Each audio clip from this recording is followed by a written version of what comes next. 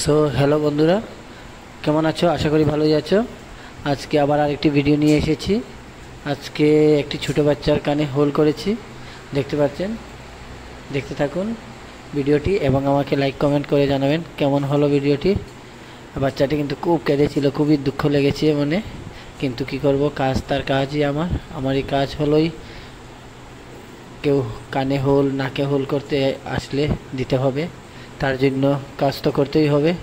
Please ভিডিওটি পুরো দেখবেন।